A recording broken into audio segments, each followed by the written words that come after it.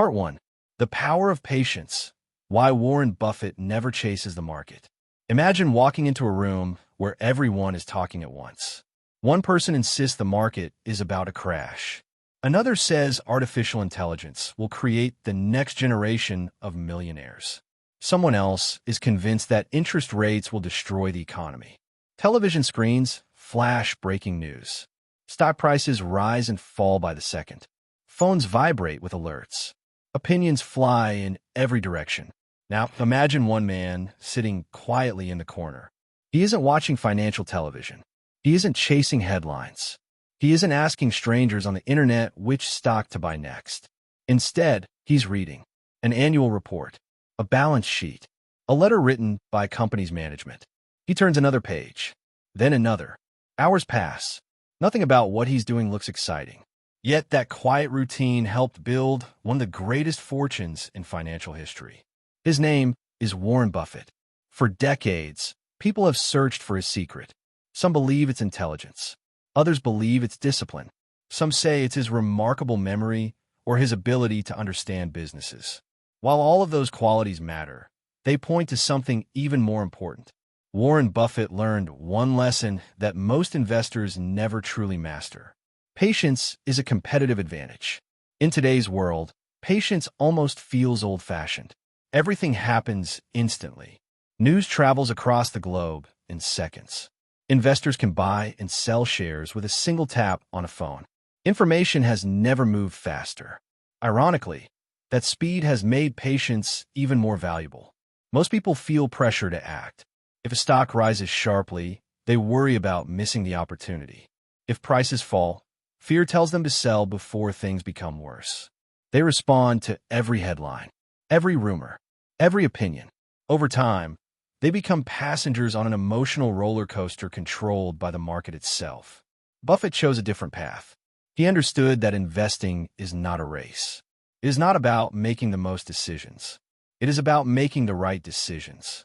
Sometimes that means waiting. Sometimes waiting for months. Sometimes waiting for years. To many people, doing nothing feels unproductive. To Buffett, doing nothing until the right opportunity appears is one of the most productive decisions an investor can make.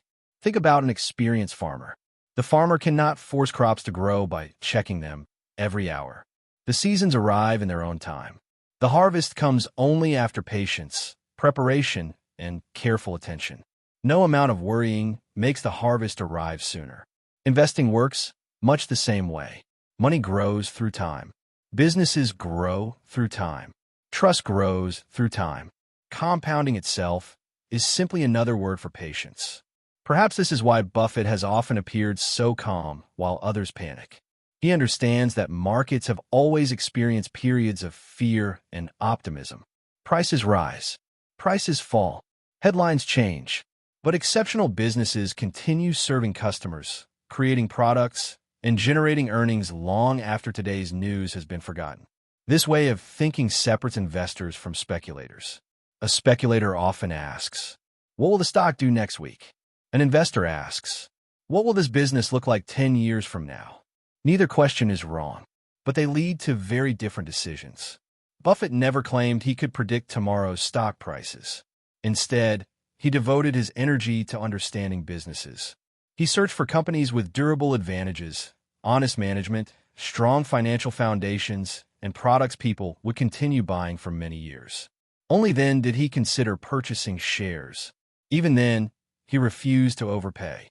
Imagine walking into your favorite store.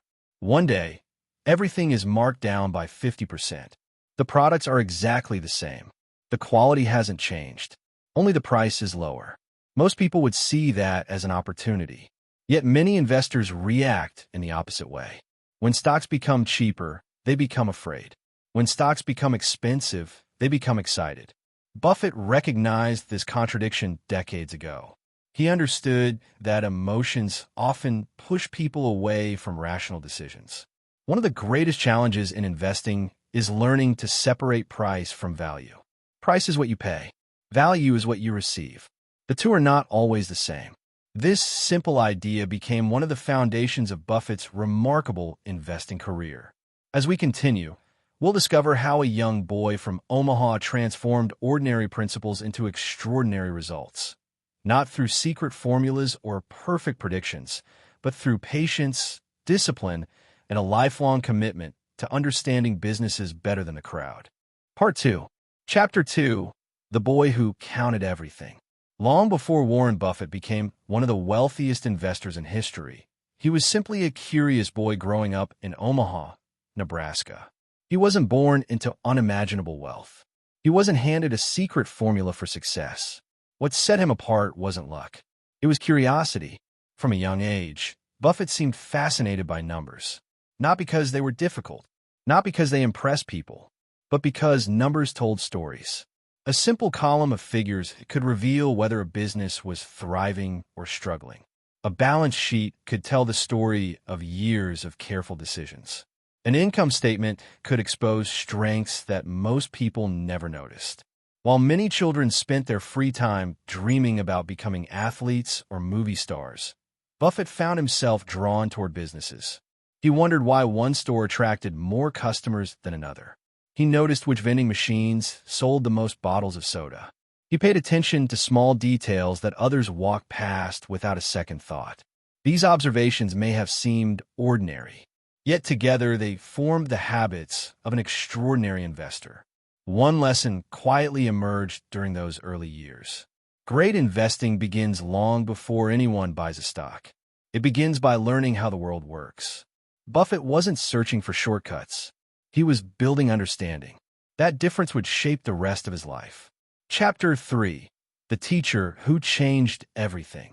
As Buffett grew older, he discovered the work of Benjamin Graham. At the time, Graham was already respected as one of the greatest thinkers in finance. But Buffett didn't simply admire him. He studied him. He absorbed every lesson he could. Benjamin Graham taught something that sounded remarkably simple. A stock is not just a number moving across a screen.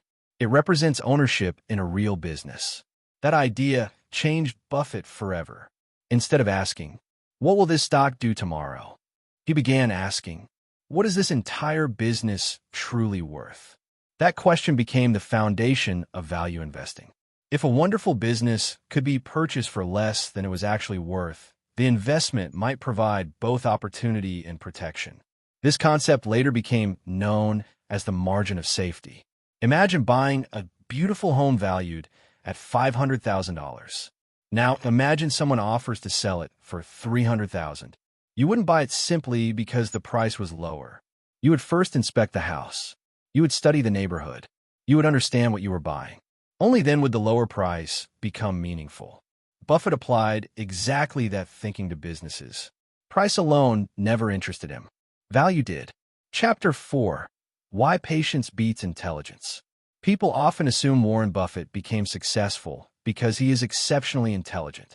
While few would question his intelligence, Buffett himself has often suggested something different. Temperament matters more than brilliance. What does that mean? Imagine two investors. The first has an extraordinary IQ. They understand complex mathematics.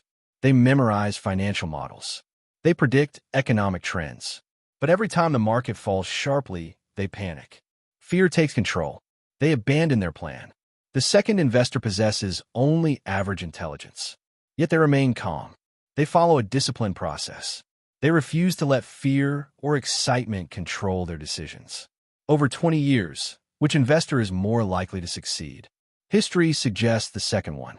Markets reward emotional discipline far more often than intellectual pride. Perhaps Buffett's greatest strength has never been seeing the future. His greatest strength has been refusing to let emotions make decisions for him. Chapter 5. The Snowball That Never Stops Rolling. Imagine standing at the top of a quiet hill after a fresh snowfall. You kneel down. You gather a handful of snow. You gently roll it forward. At first, almost nothing happens. The snowball is small. Its progress is slow. You could easily become impatient and walk away. But you continue. With every turn, the snowball grows slightly larger. Eventually, something remarkable begins to happen. The snowball becomes so large that each rotation collects more snow than the one before. What once seemed insignificant now becomes impossible to ignore. This simple image perfectly captures one of Buffett's favorite ideas: compounding. Many people think wealth is created through one brilliant decision, one perfect investment, one lucky opportunity. Buffett's life tells a different story. Small advantages, repeated consistently over many decades, can produce extraordinary outcomes. Compounding works not only with money, it works with knowledge, with character, with trust, with healthy habits, with lifelong learning. Every book you read adds another layer of understanding. Every thoughtful decision shapes the next one. Every mistake honestly examined becomes a lesson that continues paying dividends. This is why Buffett has often encouraged people to keep learning throughout their lives. Knowledge compounds just as investments do. And unlike market prices, no one can take your knowledge away. Chapter 6. Saying no more often than yes. One of the greatest surprises about Warren Buffett is how often he says no. He has examined thousands upon thousands of businesses, yet he has invested in only a relatively small number of them. Why? Because great investing is often the art of waiting. Every opportunity must compete against every other opportunity. If something isn't exceptional, Buffett simply moves on. Many investors believe success comes from finding more investments.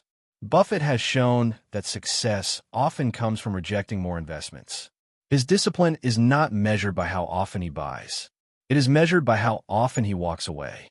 This idea is difficult in today's world. We are constantly encouraged to do more, buy more, trade more, respond more, stay busy. Yet Buffett demonstrates the opposite.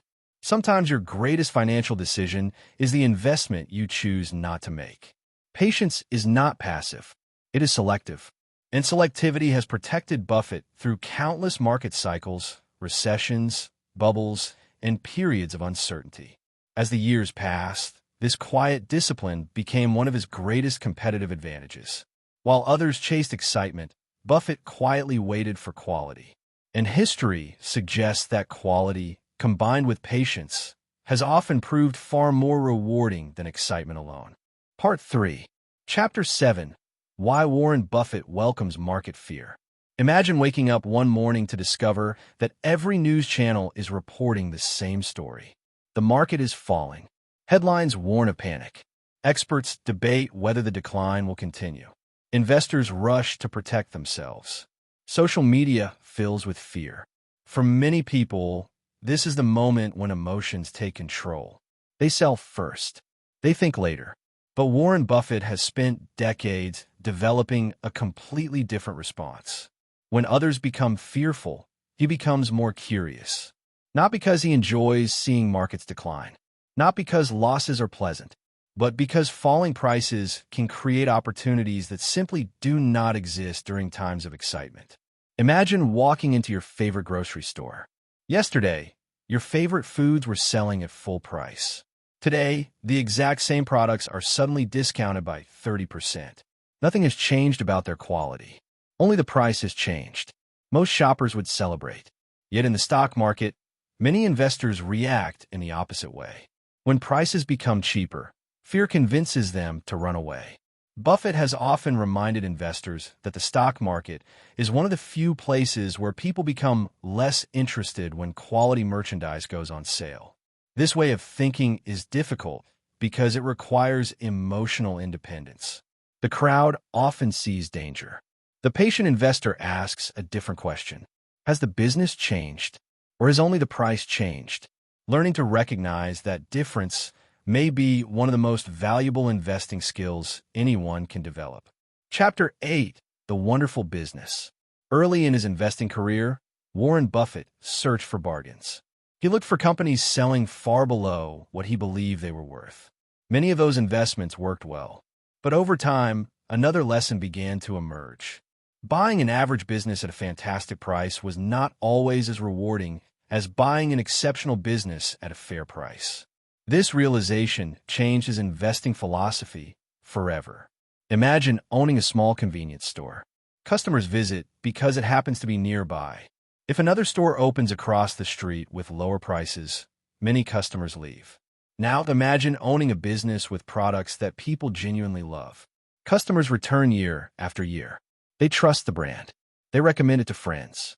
Competitors struggle to take those customers away. That kind of business possesses something special, a lasting competitive advantage. Buffett often describes this as an economic moat. Centuries ago, castles were surrounded by deep moats filled with water. The wider the moat, the harder it became for enemies to attack. Businesses work in much the same way. Strong brands, faithful customers, efficient operations, trusted reputations.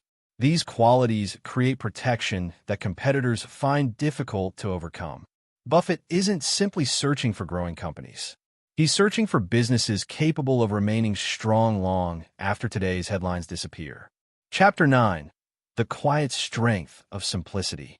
One of the most surprising aspects of Warren Buffett's investing style is how uncomplicated it appears. There are no flashing computer screens covering every wall. No complicated equations covering whiteboards. No constant stream of buying and selling. Instead, Buffett focuses on understanding. Can he explain the business? Does it make sense? Would people still need its products 10 years from now? Can management be trusted? Does the company generate consistent earnings? These questions may sound almost ordinary, yet they have guided billions of dollars in investment decisions. Modern finance sometimes creates the illusion that success requires endless complexity. Buffett reminds us that complicated does not always mean better. In fact, unnecessary complexity often hides unnecessary risk. Simple ideas, clearly understood and patiently applied, can become extraordinarily powerful over time. Chapter 10. The Circle of Competence. One of Buffett's most practical ideas has very little to do with stocks. He calls it staying within your circle of competence. Imagine standing in a library containing millions of books. No one can master every subject. No one understands every industry. No one knows every technology. Trying to invest in businesses you do not understand is like trying to repair an engine without knowing how it works. You might succeed by accident, but accidents are not reliable investment strategies. Buffett has never been embarrassed to admit when he doesn't understand something.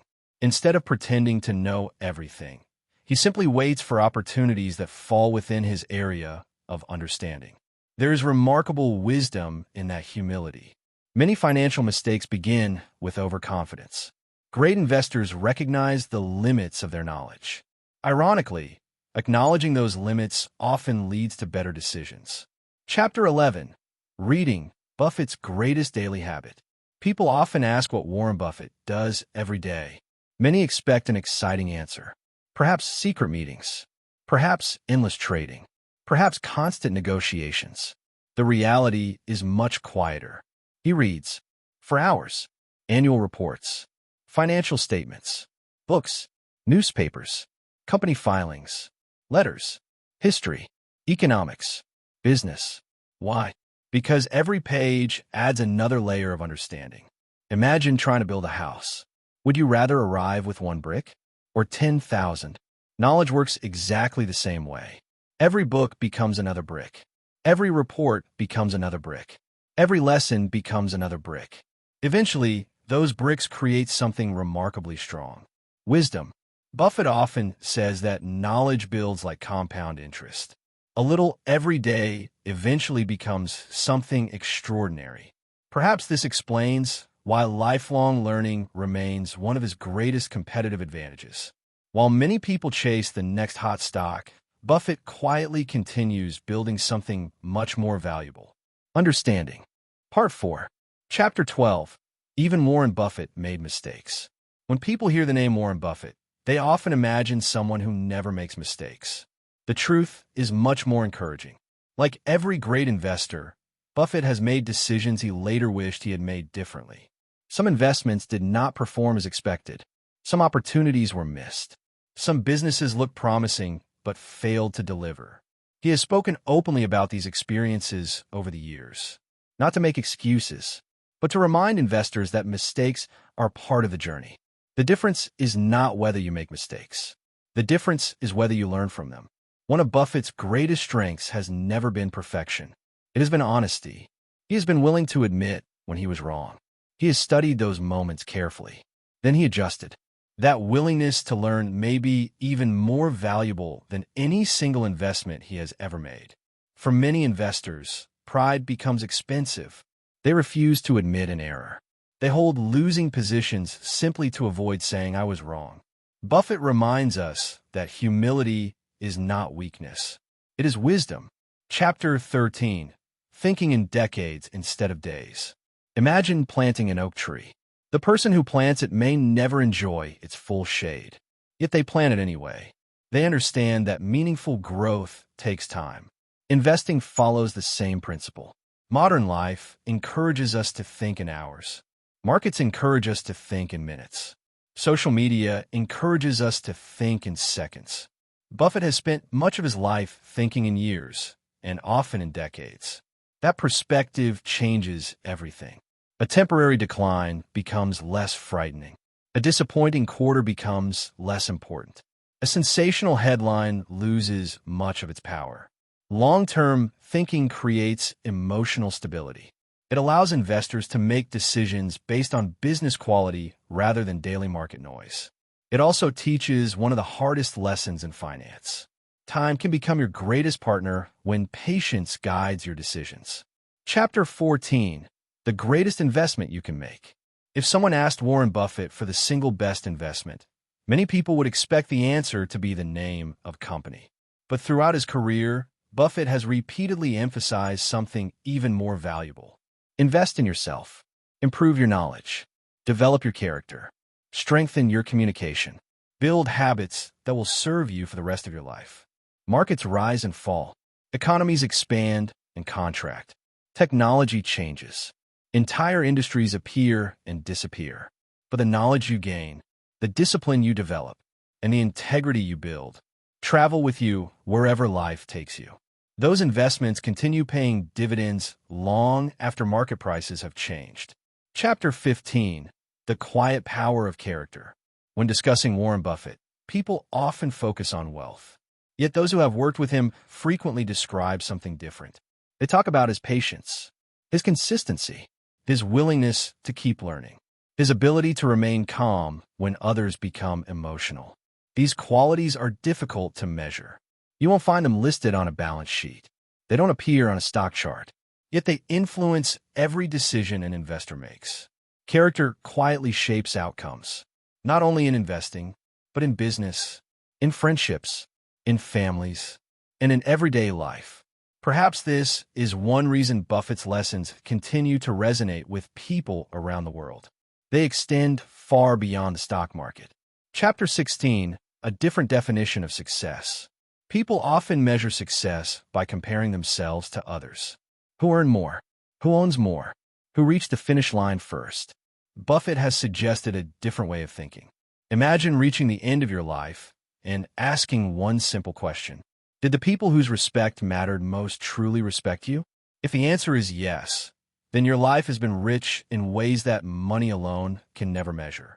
This perspective reminds us that investing is only one part of a meaningful life. Financial success matters, but so do integrity, generosity, humility, and the relationships we build along the way. True wealth is measured not only by what you accumulate, but by the person you become while accumulating it.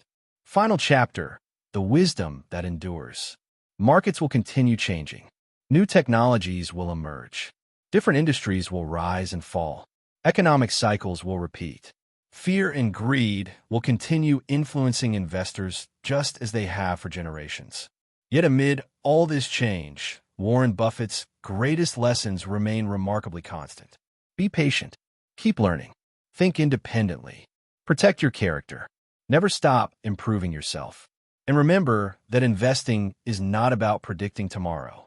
It is about making thoughtful decisions that still make sense many years from now. Perhaps that is why Buffett's philosophy has endured for so long. It is built on principles rather than predictions. Principles rarely become outdated. Predictions often do. As we close this documentary, consider one final thought.